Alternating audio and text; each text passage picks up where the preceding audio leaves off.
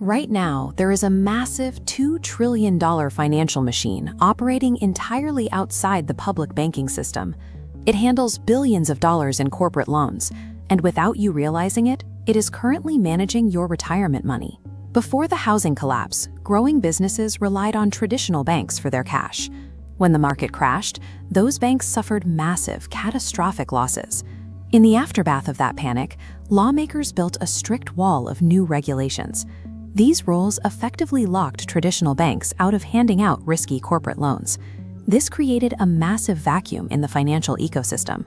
High-growth startups were starving for capital to expand, while giant institutional investors, like your state pension fund, were desperate for better returns in a low-interest rate world. Wall Street filled that gap by inventing private credit. Hedge funds and private equity firms began cutting out the banks entirely, lending billions directly to companies. Looking at this side-by-side comparison, the appeal is obvious. While traditional banks capped their yields at a modest 4 to 6%, private credit funds promised returns towering at 10 to 15%. The strict rules designed to protect the economy simply moved the risk.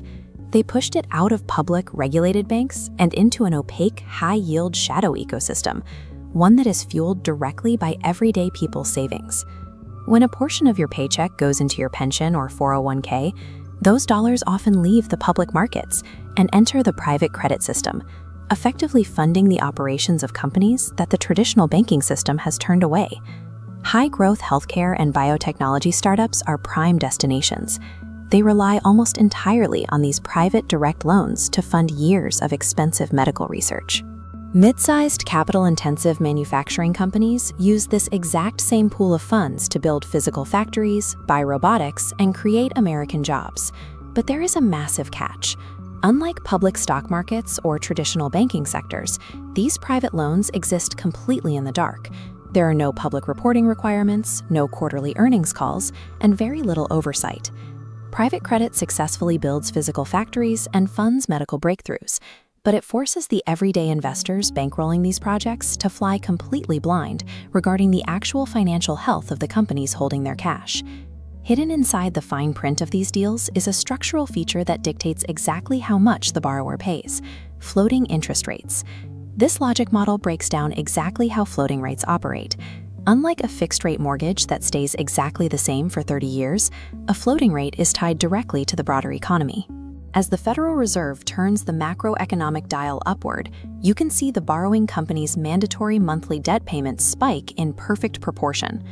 Let's keep looking at this model to see what happens when the broader economy slows down. The company's cash flow begins to shrink from falling sales.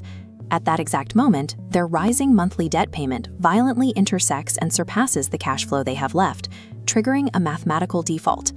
Unable to cover the skyrocketing cost of their debt, these tech and healthcare borrowers hit a breaking point. They are forced into default, leaving the massive loan unpaid. That alluring 15% yield relies entirely on stable economic conditions. When interest rates rise, the very structure that provided high returns for the lender can quickly exceed the borrower's ability to pay. When a startup goes bankrupt, the private credit fund managing the deal does not absorb the loss. They pass that damage directly backward down the chain, straight to the ultimate source of the capital. The entities left holding the bag are the institutional giants that manage public wealth. The final losses land squarely on the balance sheets of massive insurance companies and pension plans. This raises an obvious question. Are we looking at a repeat of 2008?